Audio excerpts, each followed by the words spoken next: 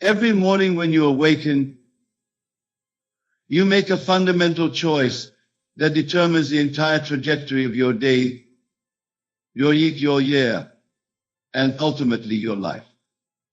This choice is not made through your actions, though actions will follow. It is not made through your words, though words will manifest. This choice is made in the silent sanctuary of your imagination, in that sacred space where you decide who you are going to be. The moment you declare, "I am tired," you become tired. The instant you affirm, "I am poor," poverty rushes to meet you.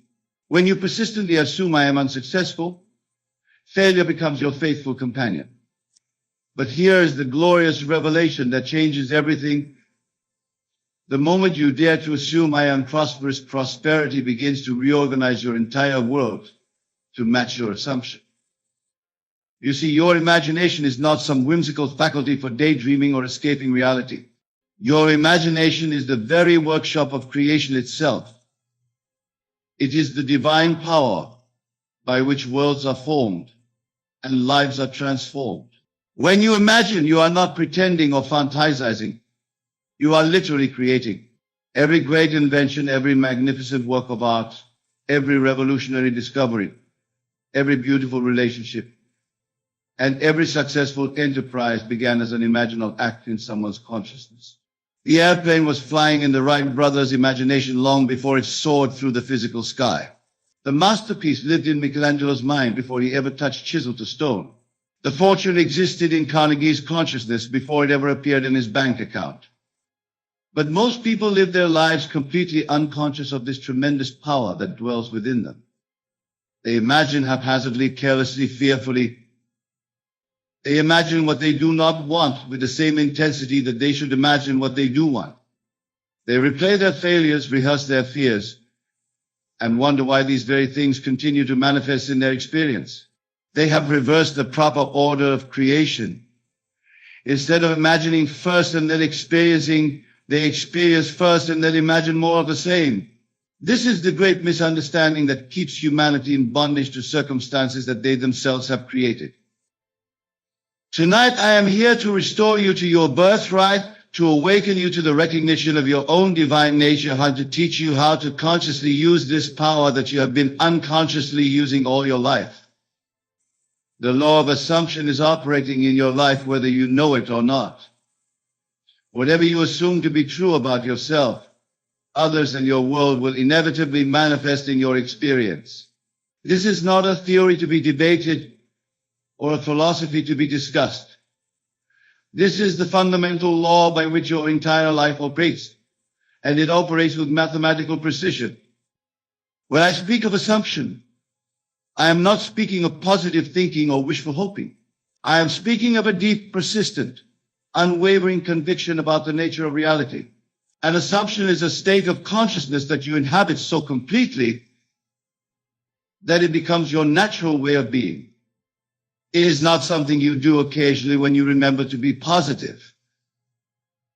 It is not something you practice for a few minutes during meditation. It is the very foundation upon which your entire life is built. Your assumptions are the invisible roots from which all the visible fruit of your experience grows. Consider for a moment the story of your own life up to this point. Look at your relationships, your career, your health, your finances, your achievements, your failures. Now I want you to honestly examine what you have consistently assumed about yourself in each of these areas. I promise you that if you are brutally honest, you will discover that your external circumstances are nothing more than a perfect mirror of your internal assumptions. The man who assumes he is unlucky consistently experiences unfortunate events. The woman who assumes she is unlovable repeatedly attracts relationships that confirm this belief. The person who assumes prosperity is not for them lives in a world where money is always scarce. This recognition should not discourage you but liberate you, for it reveals that you are not a victim of external forces but the creator of your own experience. If you created your current circumstances through your assumptions, then you can create entirely different circumstances by changing your assumptions. This is the most empowering truth you will ever encounter because it places the power to transform your life entirely in your own hands. The question then becomes, how do you change an assumption? How do you transform a deeply ingrained belief about yourself and your world? The answer lies in understanding the nature of assumption itself. An assumption is not changed through argument or evidence. You cannot reason yourself out of poverty or think yourself into health. Assumptions are changed through the persistent practice of imagining yourself to be what you want to be until this imagining becomes as natural as breathing. This brings us to the most practical aspect of this teaching. You must learn to live in the end. You must dare to imagine that you already are what you want to become, already have what you want to possess, already experience what you want to experience. This is not self-deception or denial of current facts. This is the conscious use of your imagination to create new facts. When you live in the end, you are not waiting for your desire to manifest. You are not hoping it will happen someday. You are living from the assumption that it has already happened, that it is already true, that it is already yours. Let me give you a concrete example of what it means to live in the end. Suppose you desire to be financially prosperous, but currently find yourself struggling with money. The natural tendency would be to focus on your current lack, to worry about bills, to fear the future, and to hope that somehow things will get better. But this approach only perpetuates and strengthens your assumption of lack. To live in the end means to imagine so vividly and persistently that you are already prosperous, that this assumption becomes your natural state of consciousness. You would wake up each morning not as someone hoping to become prosperous, but as someone who is already prosperous. You would make decisions not from the consciousness of lack, but from the consciousness of abundance. You would think, feel, and act not as someone who needs money, but as someone who already has more than enough. This practice requires tremendous discipline and persistence, because your current circumstances will continuously try to pull you back into your old assumptions. Your bank account, your bills, your material conditions will all seem to contradict your new assumption. This is where most people fail. They take a few steps into the new assumption and then retreat at the first sign of contradiction. They allow their physical senses to overrule their imagination. They forget that imagination is a creative power, and that the physical world must eventually conform to whatever is persistently imagined. You must understand that there is always an interval of time between the assumption and its manifestation. During this interval, you must have the faith to persist in your assumption despite apparent contradictions. This faith is not a blind hope, but an inner knowing that the law is operating and that what you have imagined must come to pass. Faith is simply the consciousness of the wish fulfilled, maintained despite sensory evidence to the contrary. The magnificent truth that I want you to grasp tonight is that you are not bound by your past, limited by your circumstances, or restricted by the opinions of others. Every moment presents you with a fresh opportunity to assume a new state of consciousness and thereby create a new reality. The failures of yesterday have no power over you unless you give them that power by continuing to assume they define you. The lack you experienced in the past cannot continue into your future unless you persist in imagining more of the same. I have seen individuals completely transform their lives through the consistent application of these principles.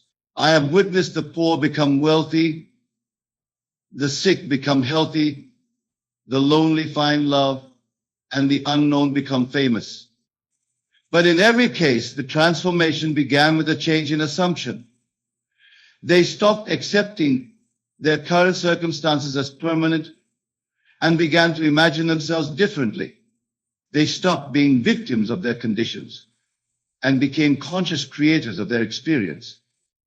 The process is always the same regardless of what you want to achieve. First, you must clearly define your desire. What exactly do you want to be, to have, or to experience? These specific vague desires produce vague results. Second, you must construct a mental scene that implies the fulfillment of your desire. This scene should be simple, natural, and easily repeatable. It should be constructed in such a way that if it were physically real, it would necessarily mean that your desire had been fulfilled. Third, you must repeatedly enter into this scene in your imagination with such vividness and conviction that it feels absolutely real to you.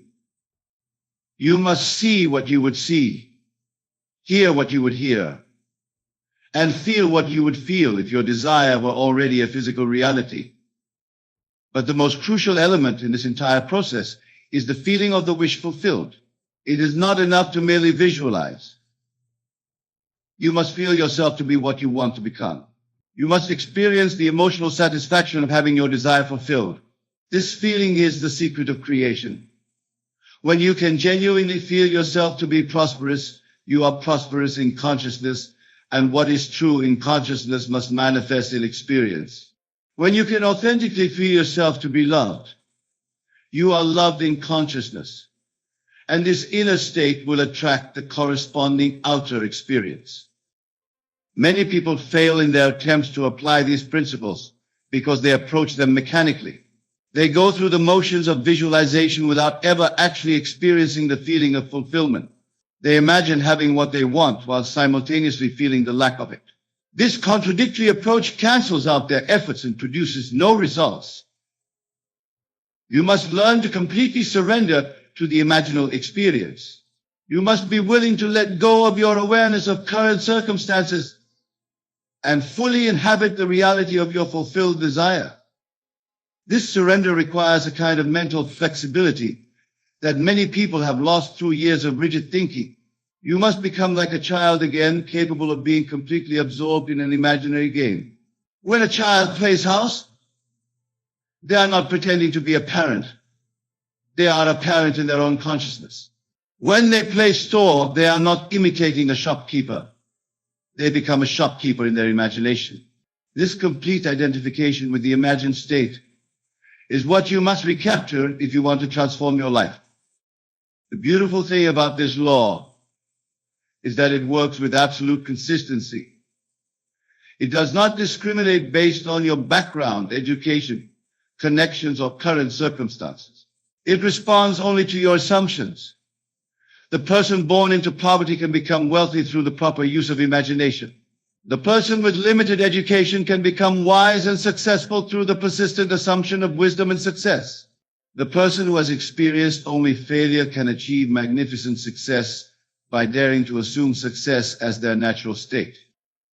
But you must be prepared for the responsibility that comes with this knowledge.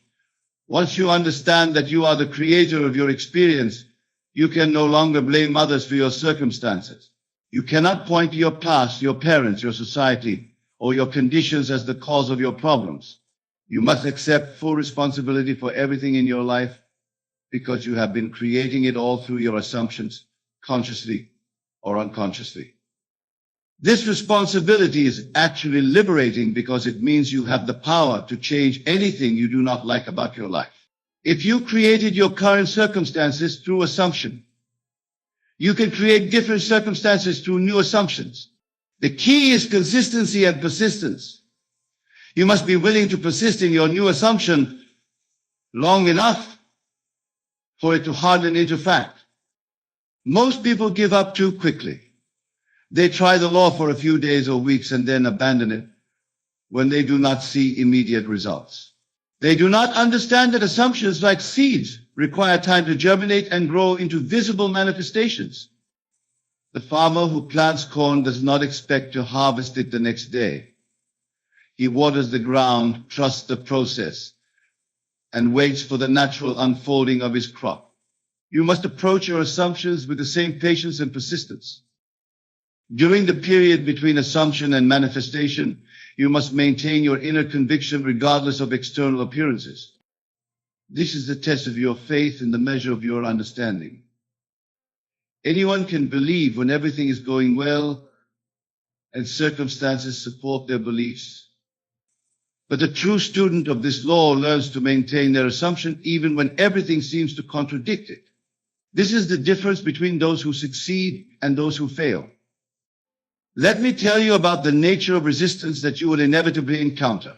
When you begin to assume a new state of consciousness, your old beliefs will not surrender without a fight. They have been with you for years, perhaps decades, and they consider themselves to be the truth about you. They will try to reassert themselves through doubt, fear, and external circumstances that seem to confirm your old assumptions. This resistance is actually a sign that you are making progress, not a reason to give up. Think of it this way. If you have been assuming poverty for 20 years, this assumption has had time to crystallize into seemingly solid circumstances. You have unconsciously attracted people, situations, and conditions that confirm your belief in lack. When you begin to assume prosperity, you are not just changing a thought. You are beginning to dissolve an entire structure of beliefs and circumstances that supported your old assumption. This dissolution takes time, and during this process, you may experience what appears to be increased difficulty or challenge. This is the old assumption making its final stand before it gives way to the new. The secret during this period is to remain loyal to your new assumption. Do not let temporary setbacks convince you that the law does not work. Do not allow present circumstances to pull you back into your old way of thinking. Remember that circumstances are effects, not causes. They are shadows cast by your consciousness. And as you change your consciousness, the shadows must eventually change as well. One of the most profound aspects of this teaching is the recognition that everyone in your life is playing a part in the drama of your assumptions. The people who seem to help you or hinder you, who love you or oppose you, are all responding to the assumptions you hold about yourself and about them. Change your assumptions about yourself, and you will find that people begin to treat you differently. Assume that you are worthy of respect, and people will respect you. Assume that you are lovable, and you will attract love. Assume that you are successful, and opportunities will present themselves. This does not mean that you can control others directly through assumptions. You cannot make specific individuals behave in specific ways against their will. But you can definitely change the way people respond to you by changing your own assumptions about yourself and your relationships. When you assume that you are worthy of love, you naturally behave in ways that inspire love in others. When you assume that you are deserving of success, you unconsciously take actions that lead to successful outcomes. The law of assumption also explains why some people seem to have natural seed, while others consistently experience misfortune. The lucky person unconsciously assumes that good things happen to them, and this assumption attracts fortunate circumstances. The unlucky person assumes that they are prone to problems and difficulties, and this assumption magnetizes his challenging experiences. Neither person may be consciously aware of their assumptions, but these assumptions are operating nonetheless. This brings us to the importance of becoming conscious of your current assumptions. Most people are completely unaware of the beliefs they hold about themselves and their world. They have inherited these beliefs from their family, society, and past experiences, and they accept them as unchangeable facts. But every assumption, no matter how long you have held it, or how true it seems to be, can be changed through the proper use of your imagination. Start by examining your life honestly and identifying the assumptions that have created your current experience. If you are struggling financially, what assumptions about money and prosperity have you been unconsciously maintaining? If you are lonely, what beliefs about love and relationships have you been harboring? If you are unhappy in your career, what assumptions about success and your own abilities have been operating in your consciousness? Once you have identified these limiting assumptions, you can begin the process of replacing them with assumptions that will create the life you actually want to live. This replacement is not accomplished through argument or analysis, but through the persistent practice of imagination. You must learn to catch yourself in your old assumptions and immediately redirect your thoughts toward your new assumption.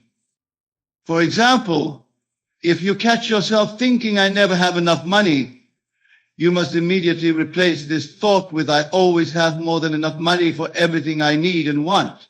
If you find yourself assuming, "I am not attractive enough," you must immediately shift to, "I am beautifully and attractively made." If you discover yourself believing, "Good things don't happen to people like me," you must instantly substitute, "Wonderful things are constantly happening to me." This practice requires vigilance and dedication, but it becomes easier with time. Eventually, your new assumptions will become as natural and automatic as your old ones were. When this happens, your external world will begin to shift to match your internal transformation. You will find yourself thinking different thoughts, making different choices, and attracting different experiences. People will begin to see you differently. Opportunities will present themselves, and what once seemed impossible will become inevitable. The most beautiful aspect of this teaching is that it returns to you the dignity of your divine nature. You are not a helpless victim of circumstances beyond your control. You are not at the mercy of other people's opinions or decisions. You are not limited by your past or restricted by your present conditions. You are a divine being with the power to create your own reality through the conscious use of your imagination. This power has always been yours. You have been using it unconsciously all your life, creating both your successes and your failures through your assumptions. Now you have the opportunity to use this power consciously, deliberately, and successfully. You can choose what you want to experience and then use your imagination to create the assumptions that will manifest these experiences in your life. Remember that mastering your mind is not a one-time achievement, but a lifelong practice. Every day presents new opportunities to choose who you will be and what you will experience. Every moment offers you the chance to assume a new and better state of consciousness. The person you were yesterday does not have to be the person you are today. And the person you are today does not have to be the person you become tomorrow. You have within you right now everything you need to transform your life completely. You have an imagination capable of creating any reality you can conceive. You have the power to assume any state of consciousness you choose. You have the ability to live in the end of any desire you hold. The only question is whether you will use these powers consciously and persistently. I challenge you tonight to stop accepting your current circumstances as permanent. Stop believing that you are limited by your past, your background, your resources, or your connections. Stop waiting for someone else to give you permission to become who you want to be or to grant you what you want to have. The only permission you need comes from your own consciousness. And you can give yourself that permission right now. Choose to master your mind starting tonight. Choose to become conscious of your assumptions and to deliberately create new ones that will produce the life you truly desire. Choose to live in the end of your fulfilled desires rather than in the consciousness of lack or limitation. Choose to persist in your new assumptions regardless of present circumstances or apparent contradictions. You are what you choose to become. This is not merely an inspiring slogan, but the fundamental law of your being. You have been proving this law throughout your entire life, and now you have the opportunity to prove it consciously and constructively. Your imagination is waiting for your direction. Your consciousness is ready to assume any state you choose. Your life is prepared to transform in accordance with your new assumptions. The time for excuses has passed. The moment for transformation has arrived. You now know the truth about your own divine nature and creative power.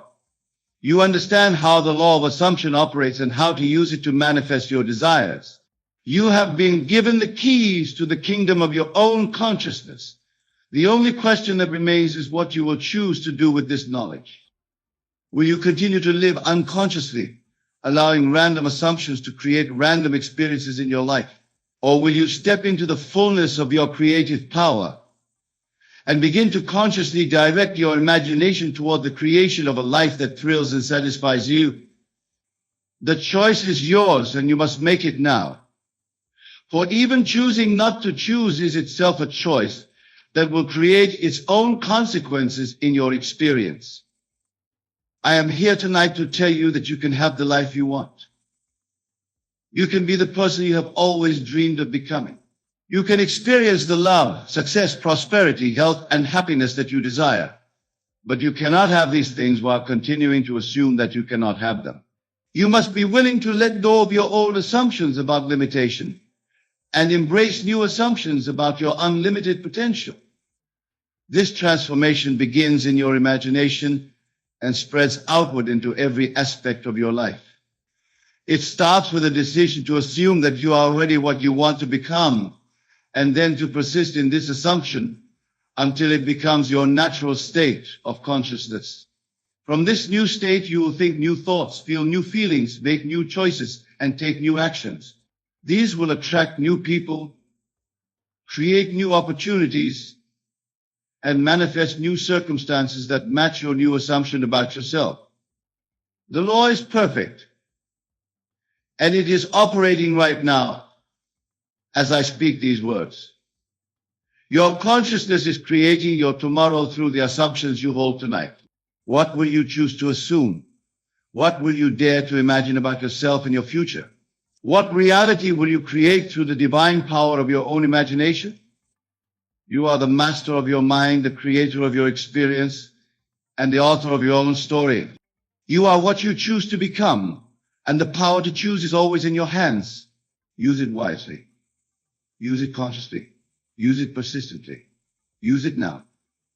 Your transformed life is waiting for you to assume it to its distance. Many of you come here night after night, seeking that which you believe is outside of yourself. You seek techniques, methods, and formulas to manifest your desires. Yet I tell you, the greatest technique ever revealed to man is the technique of silence. Not a silence imposed from without, but a silence that rises from within, when the mind becomes aware of itself as the only reality. In the beginning was the Word, and the Word was with God, and the Word was God. This logos is your own wonderful human imagination. It is the God in you that has been speaking worlds into being from the foundation of time. And this God, this divine creative power, operates most effectively in the silence of your own consciousness. When the human mind is noisy with the chatter of doubt, fear, and limitation, the voice of God, which is your own inner voice, cannot be heard. It is drowned out by the tumult of your surface thinking. But when you learn to still these outer waves of thought, to quiet the mind to its very depths, then you begin to hear that still, small voice that speaks with the authority of the universe. I tell you, God is not interested in your endless affirmations and your constant speaking. God wants you to be silent. For it is in silence that revelation comes. It is in silence that the seed of your desire takes root in the fertile soil of consciousness. It is in silence that the invisible becomes visible and the unmanifest becomes manifest. Now let me share with you a principle that has transformed countless lives, including my own. The principle is this: your consciousness is the one and only reality. Everything that now exists in your world was once only an idea in your consciousness. It had no reality outside of your awareness of it. And everything that will ever exist in your world must first be an idea, a seed planted in the rich soil of your consciousness. But here is the secret that few understand. This seed must be planted in silence. Just as a farmer does not dig up his seeds every day to see if they are growing. You must not constantly disturb your mental seeds with doubt, anxiety, and endless chatter. You must plant them in the silence of absolute faith and leave them to the perfect law that governs all creation. I have told you time and again that imagination creates reality. But tonight I wish to emphasize that imagination works most powerfully in the silence of complete acceptance. When you can be still and know, truly know, that your imagination is God, then you have discovered the secret of secrets. The Bible tells us that on the seventh day, God rested from all his work. This seventh day is not a period of time, but a state of consciousness. It is that state of silent knowing, of complete mental rest, where you no longer labor to make your desires come to pass, because you know they are already yours in the invisible realm of causation. Let me illustrate this principle with a simple example from my own experience. Many years ago, I desired to travel to Barbados to visit my family, but I had no money for the journey. Instead of fretting and struggling and talking endlessly about my problem, I entered the silence. In that silence, I constructed a scene that implied my wish was fulfilled. I imagined myself walking up the gangplank, feeling the rolled up ship's papers in my pocket, smelling the salt air, and hearing the voices of my family welcoming me home. I did not do this once and then spend my days worrying about how it would happen. No, I entered the silence night after night, dwelling in the feeling of the wish fulfilled, until that feeling became more real to me than my physical surroundings. And then, through a series of events that no one could have planned or predicted, the means to make the journey materialized in my world. But it came not through my effort or my planning, but through the effortless working of the law that operates in the silence of complete faith. You see, the outer world is nothing more than the outpicturing of your inner conversations. Your mental conversations are far more powerful than your spoken words. And in the silence of absolute conviction, these mental conversations shape the substance of your reality with an authority that no spoken word could ever possess. Now, someone might ask, but Neville, doesn't God want us to pray? And isn't prayer a form of talking to God? Yes, but true prayer is not what most people think it is. True prayer is not begging or pleading with a God outside yourself. True prayer is the feeling of gratitude and thankfulness that comes when you know your desire is already yours. It is the silence of fulfillment, not the noise of want. When Jesus said, when you pray, go into your room and shut the door and pray to your Father who is in secret, he was telling you to enter the silence of your own consciousness, to shut out the evidence of the senses, and to commune with the God within you who sees in secret and rewards you openly. This is the true meaning of prayer, not endless talking, but silent knowing. I tell you, God wants you to be silent, not just with your lips, but with your doubting mind, with your anxious heart, with your fearful emotions. For in that perfect silence, the power that created worlds finds unobstructed expression through you. The great mystics and seers of all ages have discovered this truth. They did not accomplish their mighty works through ceaseless activity or constant affirmation. They accomplished them through the power of silence, a silence so profound that in it they became one with the source of all being. And in that oneness, they discovered they could speak with the authority of God himself, and the elements of nature would obey. Now let us go deeper into this mystery of silence. There are different levels of silence, just as there are different levels of consciousness. There is the silence of the lips, which is merely the absence of speech. This is the most superficial form of silence, and by itself has little transformative power. Then there is the silence of the mind, where the constant chatter of thoughts subsides and you enter a state of mental quietude. This is a deeper form of silence and is the beginning of true meditation. But beyond this is the silence of desire, where all wanting ceases because you know that you already possess what you seek. This is the silence that Jesus spoke of when he said, therefore I tell you, whatever you ask in prayer, believe that you have received it and it will be yours. This is not a silence of emptiness, but a silence filled with the absolute conviction of fulfillment. And finally, there is the silence of being, where you transcend all sense of separate selfhood and know yourself as one with the divine creative power that sustains the universe. This is the silence where miracles are born, where the impossible becomes possible, where the word becomes flesh.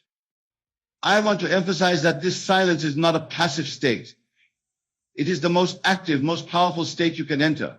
For in this silence, you are aligned with the creative forces of the cosmos. You are at the center of creation, speaking worlds into being through the silent authority of your own I am. Now, someone might say, but Neville, the world is full of noise and distraction. How can I find this silence in the midst of my daily life? The answer is that you must make time for silence, just as you make time for any other important activity. You must set aside periods each day when you withdraw from the world of the senses and enter the kingdom within. For some of you, this might mean rising before dawn when the world is still asleep. For others, it might mean finding a quiet corner during your lunch break. For still others, it might mean the moments before sleep, when the conscious mind begins to surrender to the subconscious. The time and place are not important. What matters is that you establish a regular practice of silence, a holy habit of entering the secret place of the Most High. But remember, the goal is not just to experience silence during these special times. The goal is to carry the silence with you throughout your day, to live from the quiet center of your being, even as you engage with the noisy world around you. This is what it means to pray without ceasing, to maintain that inner connection with the God of silence, no matter what is happening in your external environment. Let me share another principle with you, one that is intimately connected with the power of silence. The principle is this: consciousness is the only reality. Everything else, the entire world of form and phenomena, is simply consciousness objectified. Your body, your bank account, your relationships, your circumstances, all of these are states of consciousness made visible. Now, if consciousness is the only reality, and if the world is simply consciousness objectified, then it follows that the most effective way to change your world is to change your consciousness. And the most powerful way to change your consciousness is through the silence of assumption. In the silence of your own being, you can assume any state you desire. You can feel yourself to be the person you wish to be, to have the things you wish to have, to experience the circumstances you wish to experience. And if you can maintain this assumption until it takes on the tone of reality, which it will do in the silence of complete acceptance, then your outer world must reshape itself to match your inner conviction. This is not positive thinking or wishful thinking. This is the creative use of the only true causative substance in the universe, consciousness itself. This is the art of conscious assumption, which is the secret of all successful manifestation. But remember, assumption only works in silence. If you assume you are wealthy today and then spend tomorrow talking about your bills and your lack, you have nullified your assumption with the noise of contradiction.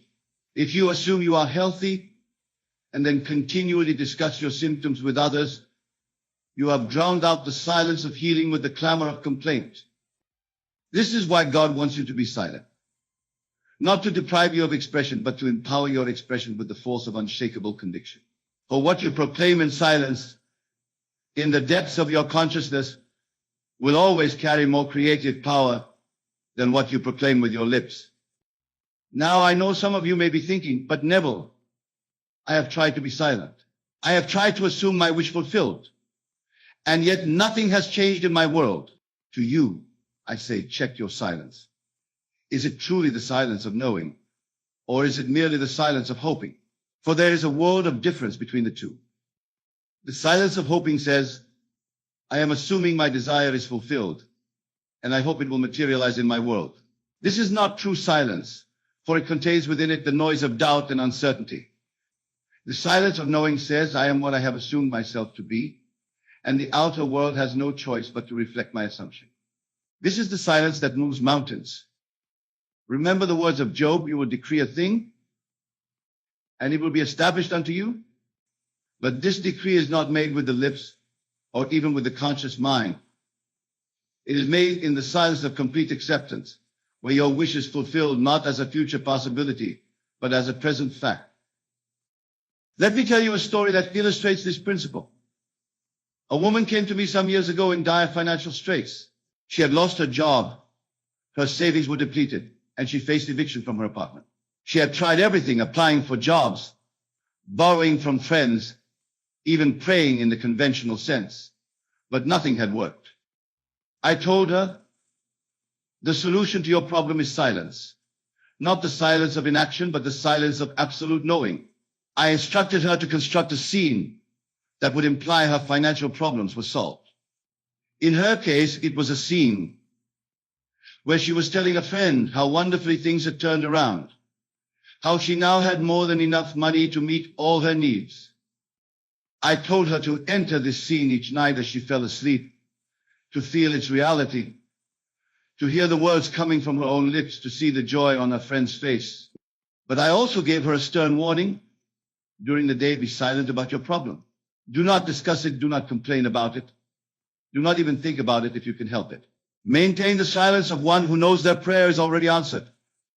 She followed this advice faithfully, and within 2 weeks, she received an unexpected check in the mail, a tax refund she had forgotten about, plus interest, which was almost exactly the amount she needed to stabilize her situation. Shortly thereafter, she was offered a job that paid significantly more than the one she had lost. When she came back to tell me what had happened, I reminded her, it was not your action that created this change. It was your silence, the silence of one who knows the law and trusts it completely. This story is not unique. I could tell you hundreds like it from my own experience and from the experiences of those who have applied this principle of silence. The law works with mathematical precision when it is not interfered with by the noise of doubt and contradiction. Now let us explore another aspect of this power of silence. The Bible tells us that in the beginning, God created the heavens and the earth. The earth was without form and void, and darkness was over the face of the deep. And the Spirit of God was hovering over the face of the waters. And God said, let there be light, and there was light. Notice the sequence here. Before God spoke the creative word, there was formlessness, void, and darkness. This represents the silence that precedes all creation. It is the still point, the zero state, the empty canvas upon which the divine artist paints the masterpiece of manifestation. In your own life, before you can speak your word with power, before you can effectively assume the state of your wish fulfilled, you must enter this same silence. You must become empty of all preconceptions, free of all anxiety about results, void of all attachment to methods and means. Only in this silence can the Spirit of God, your own wonderful human imagination, hover over the waters of your consciousness and bring forth the light of new creation. This is why meditation, contemplation, and all forms of mental stillness have been practiced by the wise throughout the ages. They understood that silence is not just the absence of noise, but the presence of unlimited potential. They knew that in silence, the finite mind makes contact with the infinite mind, and in that contact, all things become possible. I tell you, God wants you to be silent, because it is only in silence that you can hear the voice of God. And the voice of God is not some external authority telling you what to do. The voice of God is the still small voice within you that says, I am. It is the voice of your own divine identity, your own unconditioned awareness, speaking with the authority of the universe itself. When you say, I am, and really feel the depth and power of those words, you are speaking as God. For I am is the name of God, the only name by which the absolute reveals itself in the relative world. And when you add to I am any quality, characteristic, or condition, you are determining the form that the formless will take in your experience. If you say I am poor, or I am sick, or I am unlucky, you are using the creative power of God to manifest those very conditions in your life. But if you say I am wealthy, or I am healthy, or I am blessed, and say it in the silence of absolute conviction, you are using the same power to manifest very different conditions. But here is a subtle point that many miss. The most powerful use of I am comes not in constant affirmation, but in the silence of simply being. When you can be still and know that I am is God, when you can rest in the pure awareness of your own existence without qualification or limitation, you have discovered the creative center of the universe within yourself. From this center, you can speak worlds into being, not with the noise of many words, but with the silence of pure consciousness. For the word that creates is not the word of human language, but the wordless word of divine intention, held steady in the silence of unwavering faith. Now let us discuss a practical application of this principle of silence. Many of you come to me with specific desires for wealth, for health, for love, for success in your chosen field. And you want techniques, methods, specific steps to follow. While I have given many such techniques over the years, tonight I wish to give you the master technique, the one from which all others derive their power. The technique is this: enter the silence of your own being, and from that silence assume the feeling of your wish fulfilled. Do not ask how it will be fulfilled. Do not worry about the steps that will lead to its fulfillment. Simply enter the silence of the end, the silence of completion, the silence of the wish fulfilled. If you desire wealth, enter the silence of being wealthy. Feel the ease, the freedom, the generosity that wealth would give you. See the world through the eyes of one who is abundantly supplied in all ways. Touch the objects that wealth would enable you to touch. Hear the words that wealth would enable you to hear. Become in consciousness the wealthy individual you desire to be. But if this is crucial, do this in silence. Do not brag about your imaginal wealth. Do not tell others about the techniques you are practicing. Do not anxiously look for signs that it is working. Simply live from the silent conviction that you are now what you have imagined yourself to be, and let the outer world reshape itself accordingly. The same principle applies to any other desire. If you seek perfect health, enter the silence of being perfectly healthy. If you long for a loving relationship, enter the silence of being deeply loved. If you aspire to professional success, enter the silence of having already achieved it. In each case, the key is the same: the silence of absolute assumption. This silence must be maintained not just during your specific periods of meditation or imagination, but as much as possible throughout your day. This does not mean you cannot speak or interact with others. It means that in your heart, in the core of your being, you maintain the silent knowing that your desire is already fulfilled. When others speak to you of their problems, listen with compassion, but do not inwardly accept their limitations as your own. When circumstances seem to contradict your assumption, observe them, but do not inwardly grant them the power to shake your conviction. When doubts arise in your own mind, acknowledge them, but do not let them disturb the deeper silence of your unwavering faith. This is the silence that Jesus maintained even as he was being crucified. This is the silence that allowed him to say, "Forgive them, for they know not what they do." He did not see death as real because in the silence of his own being, he knew himself to be eternal life. And because he maintained this silence even in the face of apparent destruction, he was able to demonstrate the resurrection that is the birthright of every child of God. You too can achieve what the world would call miracles if you will only learn to be silent in the way I have described. For miracles are not violations of natural law, but the operation of a higher law, the law of consciousness, which supersedes all lesser laws when it is applied in silence and faith. Now, I know that for many of you, maintaining this silence is difficult. The world is full of evidence that seems to contradict your assumptions, your own senses, your own memory, your own habitual thinking. All seem to argue against the reality of your imagined state. This is why the practice of silence must be cultivated, developed, strengthened through regular use. Start with small things. Assume a state that is not too far removed from your present experience and practice maintaining the silence of that assumption until it manifests. As your confidence grows, as your understanding of the law deepens, you can apply the same principle to larger, more significant changes. But always remember, the power is not in the size of your desire, but in the depth of your silence. A small desire assumed in perfect silence will manifest more quickly and more perfectly than a large desire held with doubt and anxiety.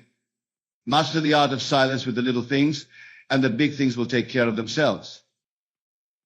Let me emphasize another aspect of this silence that is often overlooked.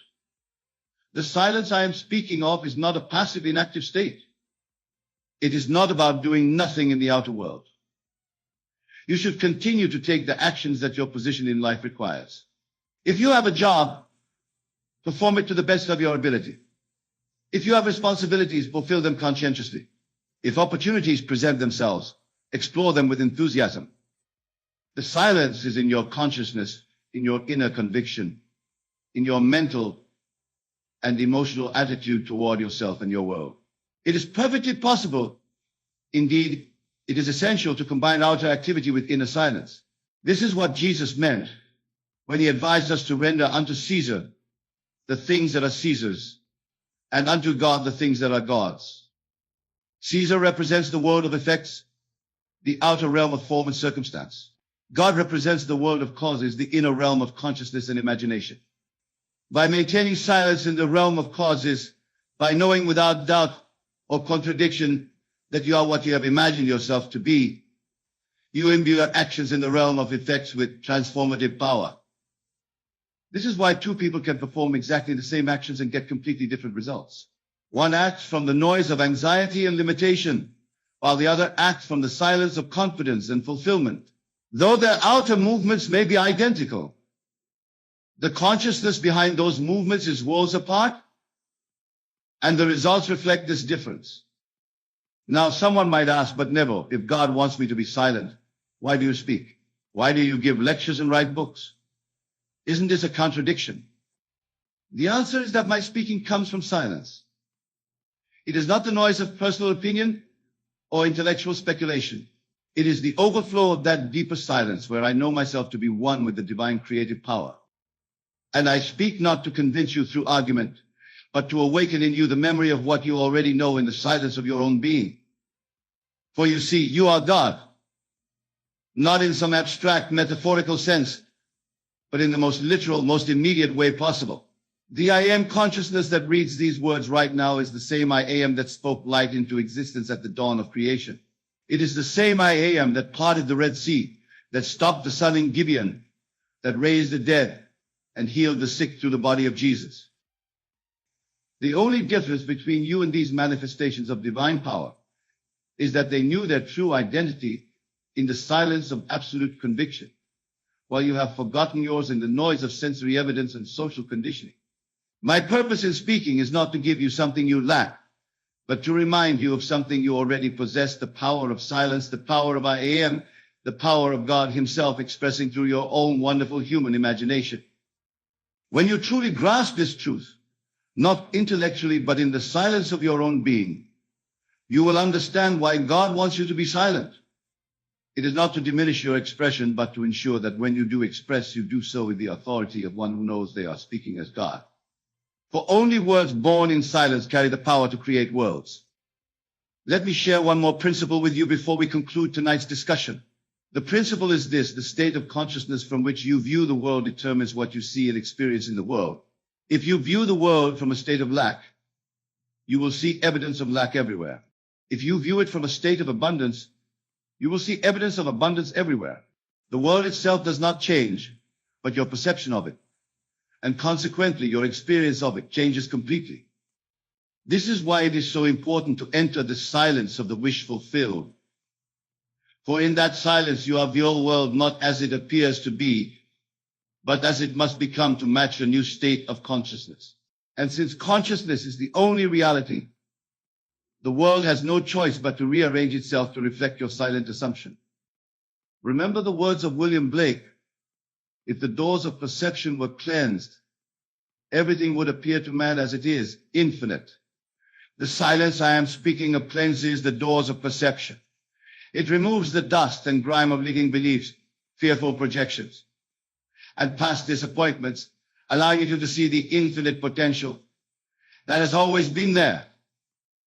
In this cleansed perception, you recognize that nothing is impossible, nothing is fixed or final, nothing is beyond the reach of your silent assumption. You see that the entire universe is fluid, responsive, alive with the same consciousness that beats in your own heart and thinks in your own mind. And in this recognition, you are free to create, free to express, free to become whatever you can conceive and believe in the silence of your own being. So tonight, I urge you to practice the power of silence, not as a technique to get things, but as a way of being that naturally attracts and creates the life you desire. Enter the silence of your own consciousness, and from that silence, assume a feeling of your wish fulfilled. Maintain this assumption not through constant effort or ceaseless affirmation, but through the quiet confidence of one who knows the law and trusts it implicitly. God wants you to be silent, because in silence you are most like God. In silence you create as God creates, not through labor and struggle, but through the effortless expression of your own divine nature. In silence, you discover that you are not a helpless creature in a vast, indifferent universe, but the very source and substance of that universe, expressing itself in human form for the joy of creation. So be still and know that I am is God. Be silent and let the power that created worlds work through you to create the life you have imagined. For in the perfect silence of absolute assumption, all things are possible, and the word becomes flesh before your very eyes. Remember, in quietness and in confidence shall be your strength. Not in noise, not in many words, not in ceaseless activity, but in the profound silence of knowing, really knowing that you are what you have imagined yourself to be. This is the secret of secrets, the mystery of mysteries, the power of powers. And now as you leave here tonight and return to your daily lives, carry this silence with you. Let it be your constant companion, your trusted guide, your unshakable foundation. For the one who has discovered the power of silence has discovered the power that moves worlds, the power that transforms lives, the power that turns the word into flesh and dwells among us. The power of silence is the power of God himself, expressing through your own wonderful human imagination.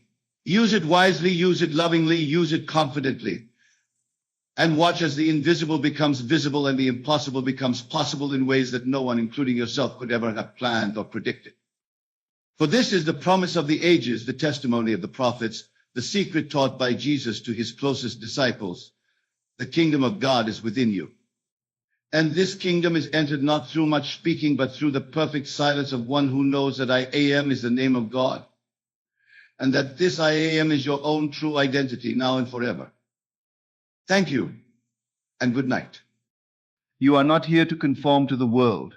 You are here to transform it. Not by might, not by numbers, but by consciousness. The one who is truly chosen will always feel the tension between the inner call and the outer crowd. You are not misunderstood because you are wrong. You are misunderstood because you have awakened. Many ask, why do I feel so distant from others? Why do I walk a path that seems so empty of companions? But I tell you, that sense of isolation is not a punishment. It is preparation. For the chosen one does not gather strength from noise, but from stillness. You were not meant to follow the multitude. You were meant to realize that the multitude begins within you. There is a sacred solitude that comes before the birth of any great manifestation. You do not withdraw from people because you are antisocial. You withdraw because you are being attuned. You are learning to move from assumption, not approval. You are learning to trust your inner knowing more than the chatter of the world. And when the time is ripe, the vision planted in the solitude of your heart shall speak, and it shall not lie. This message is for the soul who feels like a stranger among many. It is for the spirit who cannot drown out the whisper of the unseen. You are not meant to blend in. You are meant to remember who you are, and from that remembrance reshape reality itself. There is a kind of solitude that the world does not understand, a holy separation that is not chosen by the ego, but appointed by the spirit. The chosen ones do not walk away from people because they are prideful or arrogant. They are called into a space where the noise of the world no longer serves their becoming. Divine isolation is not punishment. It is the womb of transformation. It is in this quiet distance that a new awareness begins to rise, one that is not fed by external validation but nourished by internal revelation. The chosen soul is extracted from the crowd not because they are unworthy of company, but because their assignment cannot be fulfilled in the presence of too many voices. There is something sacred about being set apart. Many try to avoid it. They fill their lives with movement, conversations, and noise, hoping to escape the quiet that demands reflection. But the chosen one begins to feel uncomfortable in rooms where superficiality is celebrated. Their spirit no longer finds satisfaction in shallow exchanges.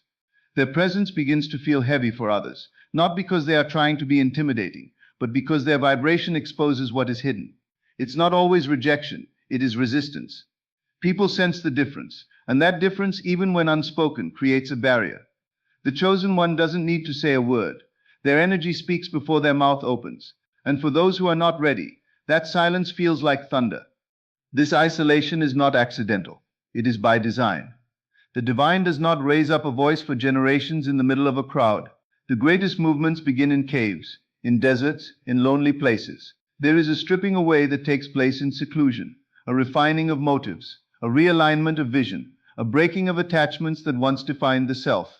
The chosen one is led away so that they may be taught how to see differently, think differently, move differently. And this re-education cannot be done in public. It must happen in the stillness of the soul, far from the gaze of applause or the echo of opinion, because what is born in private carries the power to shift entire realities in public. Often the chosen one will wrestle with the weight of this isolation. It does not always feel like a blessing. There are days when the silence feels like abandonment, when the solitude feels like exile. But in those moments, something deeper is being forged. A reliance not on people but on presence. They begin to realize that they are never truly alone, that there is a nearness of the divine that only reveals itself when all other nearness disappears. This is the sacred exchange, the comfort of the crowd for the companionship of the Creator. And once this is experienced, even the idea of going back feels foreign. The chosen one begins to crave depth, not distraction. They learn to value alignment over attention, purpose over popularity. In this divine isolation, the chosen one becomes intimately acquainted with their own soul. They begin to listen not to what others say about them, but to what truth says through them. Their identity is no longer rooted in how they are perceived, but in who they are becoming. They begin to speak from a place that does not seek agreement. They walk into spaces no longer looking to be understood. The approval of the masses loses its grip. The gaze turns inward, and there in the hidden place vision begins to rise. Ideas once blurry become clear. Directions once uncertain begin to solidify. And what once felt like exile now feels like elevation. This journey is not for the faint-hearted. To be chosen is to be called into separation, and that separation can look like being misunderstood by family, distance from friends, misread by peers, but all of it is part of the divine design, because in order to carry what others cannot carry, you must be willing to walk where others cannot walk. The loneliness is not weakness. It is evidence that you are being prepared for something weighty, something eternal. You are not missing out. You are being set apart, not for isolation's sake, but for illumination. What is happening in the invisible will soon be seen. But first, the chosen one must learn to thrive in the unseen. There is a kind of strength that only grows in the soil of solitude. It cannot be taught in crowds. It cannot be activated through popularity. It is the kind of strength that comes from sitting with yourself long enough to know who you are, and standing with that truth long enough to not be moved when others try to shake it. Divine isolation teaches you how to become your own sanctuary. It teaches you how to build altars in your soul and light fires without needing an audience. You begin to realize that this sacred space, though quiet, though empty, is not barren. It is rich with wisdom. It is filled with revelation. And as you continue walking deeper into this inner wilderness, you find that every step away from the crowd is a step closer to your calling. There is a weight that comes with knowing, a heaviness that sits not on the shoulders but within the spirit. When a chosen one begins to awaken to deeper truths, their inner knowing becomes both a guide and a burden. It is not the kind of knowledge that can be shrugged off or set aside. It lingers. It speaks even when silence is chosen. It stirs in moments of stillness and whispers in dreams. This knowing is not acquired through books or borrowed from voices of authority. It is revealed, uncovered like a treasure hidden beneath layers of life experience, pain, divine encounter, and reflection. And once it has been revealed, it cannot be ignored. The chosen one carries this awareness like a seed planted in their soul, growing, stretching, pulling them out of comfort and into calling. There is a loneliness in carrying what others cannot yet see. The chosen one walks through life with the ache of vision. They sense things before they unfold. They recognize patterns in people's words and behaviors that others miss. They hear the quiet cries behind loud laughter. They discern motive wrapped in charm. They feel the spiritual climate of a room the moment they walk in. This knowing separates them not by arrogance but by assignment. They are not quick to speak, not because they are afraid, but because they are measuring the weight of words.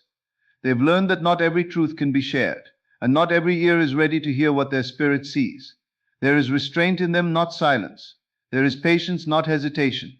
And that patience is born from the understanding that timing is as important as truth. Carrying inner knowing also means being misunderstood. When a chosen one senses danger ahead and warns those around them, they are often dismissed as paranoid or negative. When they challenge popular opinions or confront comfortable lies, they are labeled difficult, judgmental, or too intense. The world is not always ready for truth, especially when it disrupts the illusions people have grown attached to. And yet the chosen one cannot help but feel the pull to stand for what they see. even when it costs them acceptance. This wait is not about being right. It is about being faithful to what has been shown to them in the quiet, in the secret, in the sacred space of communion with the unseen. The chosen one often feels like a bridge between two worlds, one foot in the physical, the other in the spiritual, one hand reaching toward heaven, the other touching the earth. They are translators of the invisible, interpreters of divine patterns that few take time to perceive. This is not a role they choose, it is a mantle placed upon them. And with this mantle comes the responsibility to steward what they know with wisdom. It means discerning when to speak and when to stay silent. It means praying for people who mock them, interceding for those who reject them, and holding space for those who are not yet ready to see. The chosen one is not moved by applause or offended by silence. They are grounded in the knowledge that purpose is greater than popularity, and that divine truth will always outlast human opinion. The weight of inner knowing also changes how the chosen one interacts with time. While others are living moment to moment, chasing temporary highs and fleeting applause, the chosen one lives with the long view. They carry insight that stretches beyond the present. They build with the future in mind. Their prayers are not just emotional responses. They are prophetic alignments. Their decisions are not just practical steps. They are spiritual strategies. They walk with intention, not because they are cautious, but because they understand the ripple effect of their choices. They know that what they carry is not just for them. It is generational. It is legacy. It is movement in seed form. And so they move differently. They live with a quiet urgency, not rushing but refusing to waste time on things that don't align with what they've been shown. Sometimes the chosen one carries revelations that they do not yet fully understand. This inner knowing is both a gift and a test. It sets the chosen one apart not for superiority but for sensitivity. It makes them feel deeply, see clearly, hear spiritually. It makes them uncomfortable with compromise and allergic to pretense. It draws them into rooms they did not ask to enter and pulls them out of circles they used to love. It transforms their appetite. They no longer crave entertainment. They crave revelation. They no longer seek comfort. They seek alignment. They no longer chase crowds. They seek connection with truth, with destiny, with the divine. They become marked by presence, not performance. And the more they honor what they carry, the heavier it feels, not as a burden, but as evidence that they are trusted with something eternal. There is a reason why the chosen ones often feel out of place in crowds, even when they are surrounded by familiar faces. Something within them begins to stir uncomfortably when they are in environments where depth is absent and authenticity is scarce. This is not due to pride or superiority, but because their spirit is being pulled in a direction that is no longer aligned with the noise and distraction of the crowd. The chosen ones are not designed to blend in, they are wired to awaken. An awakening cannot happen in places where the soul is numbed by constant stimulation, shallow validation, and superficial connections. As their awareness deepens, their spirit begins to resist the energies that once felt like home. They become increasingly sensitive to the emotional and spiritual climate around them, detecting insincerity, falsehood, or confusion where others only see normality. This sensitivity is a signal that their soul is separating, not to isolate them as punishment, but to prepare them to become something radically different. There is a shedding that happens when the chosen one begins to walk away from the crowd.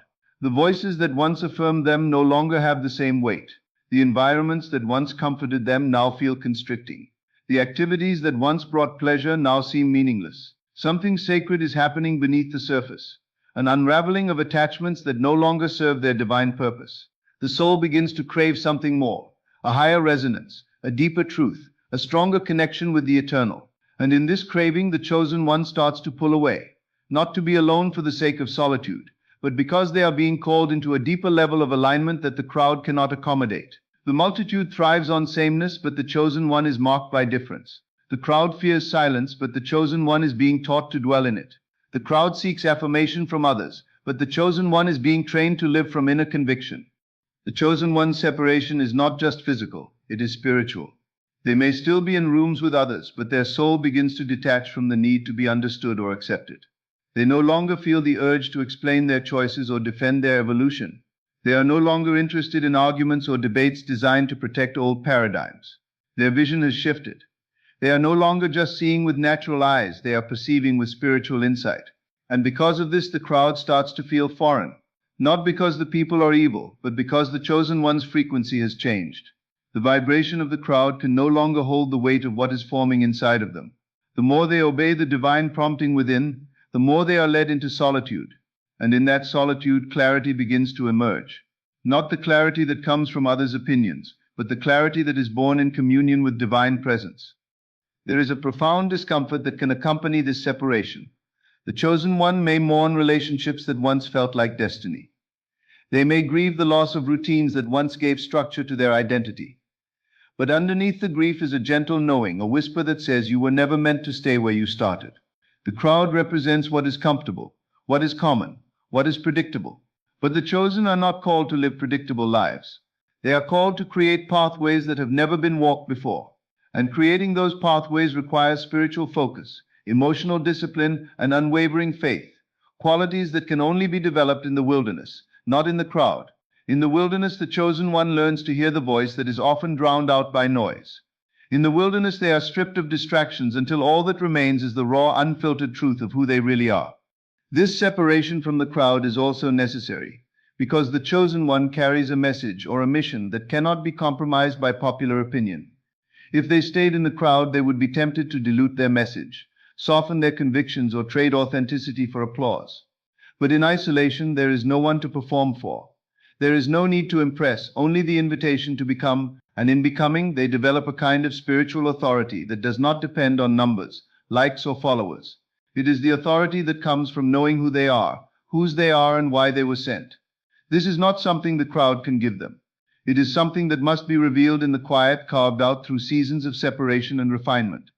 When the chosen one finally accepts this separation as sacred, they stop looking back with longing and start moving forward with intention. They begin to see that what felt like rejection was actually protection. What felt like loneliness was actually an invitation to intimacy with the divine. The further they walk from the crowd, the closer they come to clarity. The more they let go of needing to be understood, the more they are filled with understanding. And slowly their vision becomes sharper, their voice becomes stronger, and their purpose becomes undeniable. They no longer need the crowd to validate their path, because their steps are being ordered by something greater than opinion. They have been set apart not to judge the crowd, but to shine in a way that eventually draws others to the truth. But that light can only be ignited in the absence of distraction, in the sacred silence of divine separation. There is a kind of transformation that does not announce itself with noise, but instead unfolds quietly in the still spaces of the soul. The chosen ones are not shaped in the presence of crowds, nor in the chaos of applause. They are shaped in silence. Silent transformation is the process by which the spirit is refined, not by external events alone, but by deep internal shifts that often go unseen by others. While the world expects visible signs of progress and public affirmations of success, the chosen one undergoes a much deeper journey. They are being changed from the inside out. Their thought patterns are being renewed. Their desires are being purified. Their responses are being restructured.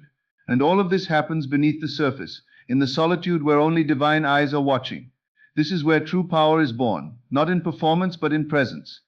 The chosen ones are often hidden during their most transformative seasons. It may seem like they are standing still, like nothing is moving forward, like they are being forgotten. But in that hiddenness, a divine construction is taking place. While others are building platforms, they are building character. While others are chasing attention, they are developing spiritual weight. They are learning how to stand alone, how to remain grounded without external support, how to walk through the fire without burning out.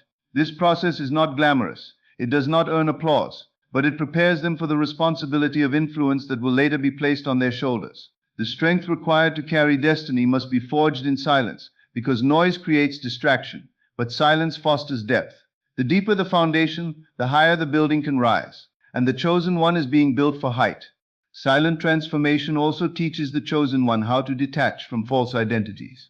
In the crowd, it's easy to wear masks. It's easy to perform, to become who others need you to be, to speak in ways that earn approval. But in the silence, there is nowhere to hide. The masks begin to fall off.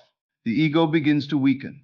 The layers of pride, fear, insecurity, and people-pleasing begin to crumble. And what is left is the raw, unedited self, the one the divine has known all along. It is in this place of inner honesty that the real work begins. Healing takes place.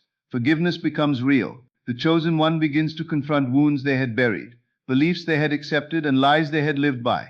And slowly they begin to rewrite the narrative of their life, not based on trauma or past failure, but based on truth and divine alignment.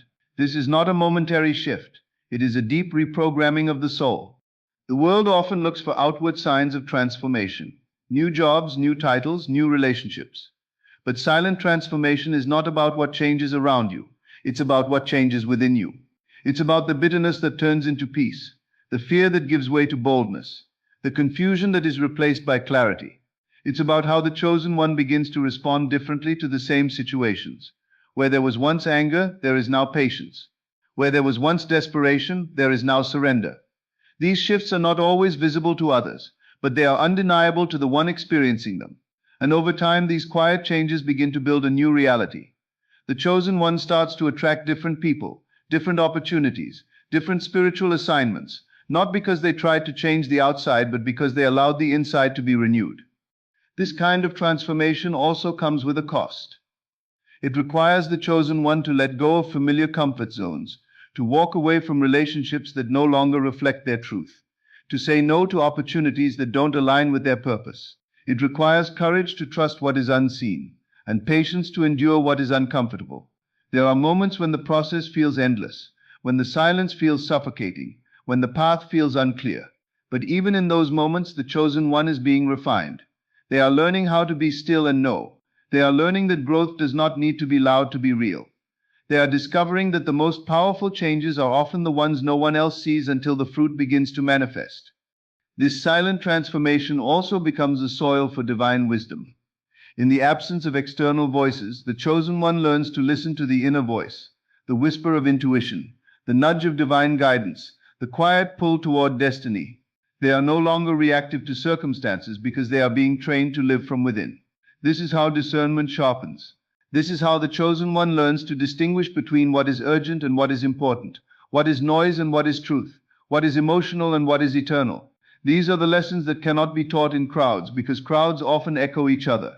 But silence forces the soul to listen deeply. It removes distractions and reveals what has always been present but buried under layers of mental clutter and emotional debris. As the chosen one continues to walk through this process, they begin to realize that they are not the same person they once were. Without anyone noticing, they have become more grounded, more whole, more attuned to their divine assignment. Their energy shifts, their presence becomes more potent, and though they may not always be able to articulate what has happened, others begin to feel the difference. It is not what they say, it's how they show up.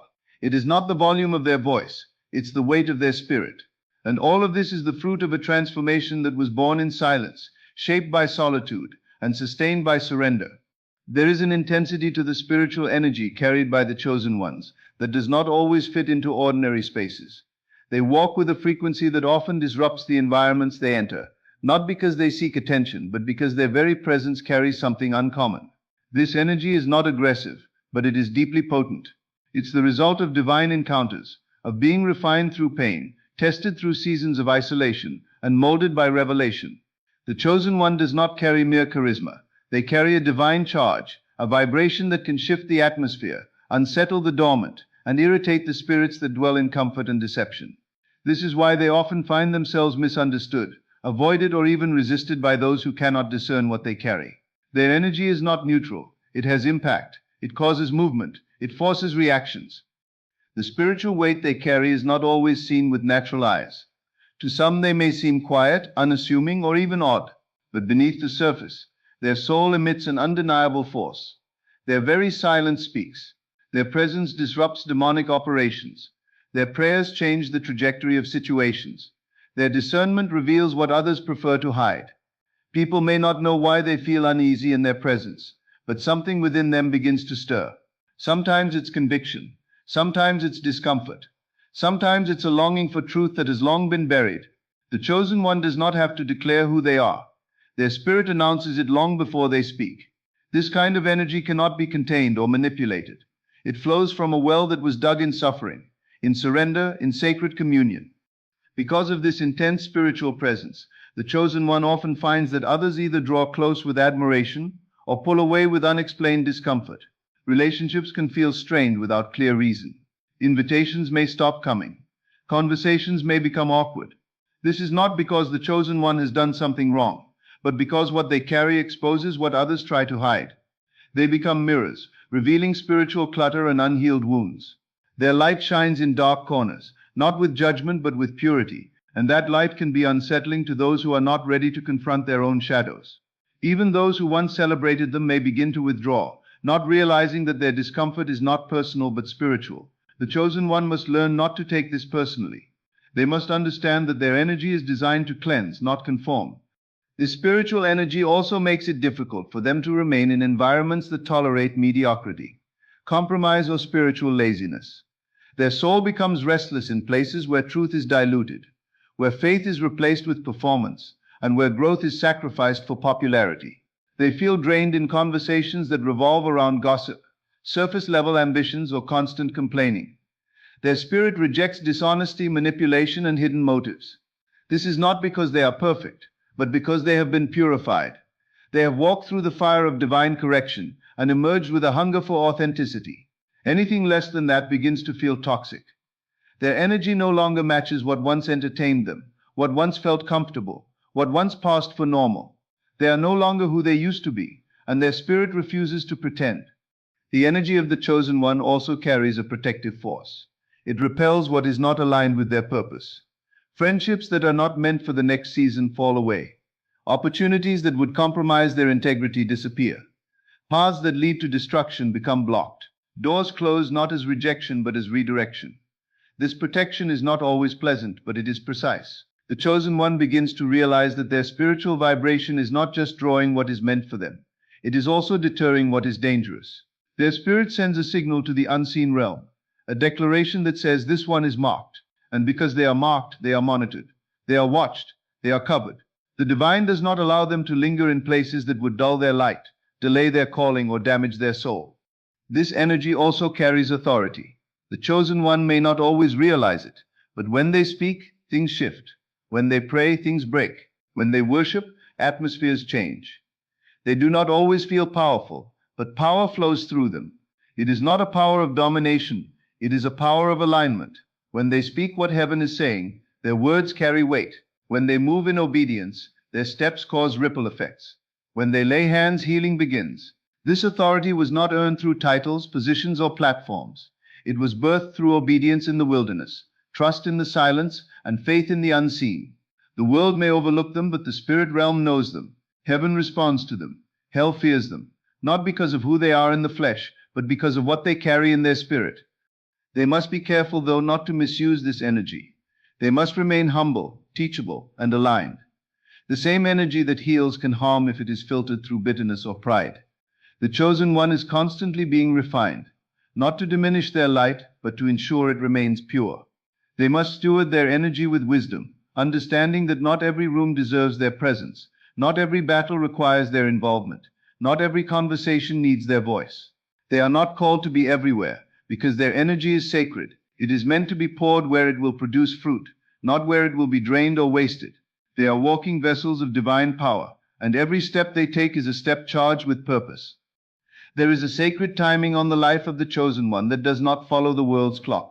While others may seem to rise quickly, gaining recognition, influence, or material success with little resistance, the chosen one often feels as though their progress is delayed, their visibility hidden, and their path unusually difficult.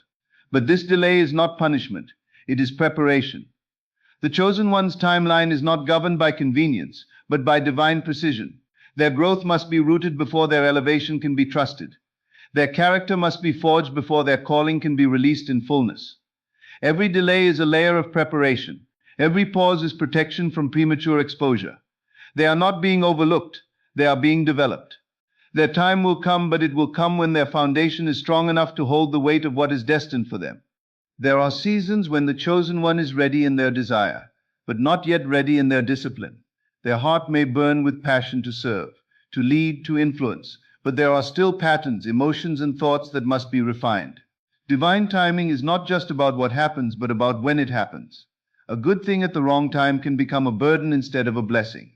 The chosen one is not allowed to step ahead just because they feel ready. They must be aligned with heaven's rhythm. This rhythm is not rushed. It is deliberate, patient, and wise. It takes into account not just what the chosen one wants, but what they must become in order to carry it. They are not just being prepared for a platform. They are being prepared for impact. And that kind of preparation takes time. While others are celebrated publicly for their visible achievements, the chosen one is often celebrated silently in the spirit for battles no one sees. They are being trained in private victories, conquering internal fears, releasing deep disappointments, mastering emotional stability. These unseen wins are laying the foundation for future authority. The delay teaches them how to stand without applause, how to believe without evidence, how to wait without complaining. These qualities are not praised by the world, but they are required for destiny. Every season of waiting sharpens their vision, deepens their faith, and strengthens their discernment. Delay becomes a teacher, and through its slow unfolding, the chosen one learns how to walk by trust and not by sight. There are divine doors that cannot be forced open. The chosen one may try to create opportunities, to push into spaces they feel called to, only to find themselves blocked or ignored. These shut doors are not rejections. They are divine roadblocks meant to protect timing. Just because a door is good doesn't mean it's right. The chosen one must learn that divine timing includes divine placement. The right place at the wrong time can lead to compromise. The right gift without the right maturity can cause collapse. The chosen one must trust that what is truly theirs will not pass them by, but will wait for the appointed time. And when that time comes, no human hand can stop it. Doors will open with ease. Connections will align without striving. Resources will flow where obedience leads. During this waiting, the chosen one is often stripped of crutches. They are not allowed to rely on connections, titles, or validation from others. They must become anchored in divine identity. They must learn to know who they are even when no one else affirms it. This anchoring builds an inner strength that cannot be shaken when the platform comes. It ensures that when they are finally seen, they do not perform to be accepted, but express what has already been cultivated in secret. Their message has weight because it has been tested. Their voice carries authority because it has been forged in silence. This kind of strength cannot be manufactured. It must be formed in seasons of delay where no one is watching and yet everything is changing. The chosen one often watches others advance and wonders why their journey feels slower. But their walk is not one of comparison, it is one of covenant. Their process is longer because their roots are deeper. They are not called to temporary influence, but to lasting legacy. And lasting legacy requires a long preparation. While others are sprinting toward temporary gain, the chosen one is being shaped for eternal purpose. This purpose cannot be rushed. It cannot be microwaved. It must be marinated in time, matured through obedience, and purified by surrender. Delay is not denial. It is divine strategy. Every slow step is building endurance. Every hidden moment is refining purity. Every waiting season is preparing the chosen one to sustain what is coming. The silence in delay is where the chosen one becomes intimate with the divine. Without constant movement, they are forced to be still. Without immediate results, they are invited to listen. Without recognition, they are drawn into dependence. In this stillness, revelation flows. Vision becomes clearer. Identity becomes unshakable. The chosen one begins to realize that what they are being trusted with is too sacred to be rushed. They understand that divine timing is not based on pressure, it is based on purpose. And purpose unfolds at its appointed hour. When the moment comes, all things will align. What once felt like delay will be revealed as divine orchestration, and the chosen one will be able to walk through that open door not as someone trying to prove their worth, but as someone fully aware of who they are, fully prepared for what they carry, and fully surrendered to the one who timed it all perfectly. So understand this deeply. If you are one of the chosen ones, your path will never look like the crowd's. You will be set apart, not out of punishment, but out of divine protection. You will feel the sting of isolation, the weight of delay, the burden of carrying an energy too heavy for ordinary rooms, not because you are broken, but because you are being prepared for something extraordinary. What you carry is sacred. What you feel is divine tension between who you were and who you are becoming. And this transformation cannot happen in places filled with noise, distraction, and shallow connections. That is why you cannot be around a lot of people. You are not meant to blend in. You are meant to evolve in silence and emerge in power. Every moment you spend in solitude is not wasted. It is building something in you that cannot be shaken when your season comes. You are not hidden to be forgotten. You are hidden to be formed. The delay is not denial, it is a divine setup. The discomfort is not punishment, it is pruning. And your energy is not too much, it is sacred fire in a world that often prefers the cold. So honor the silence, respect the delay, trust the transformation, and walk boldly in your set-apartness. Because when the time is right, heaven will make sure the world sees exactly who you were always meant to be.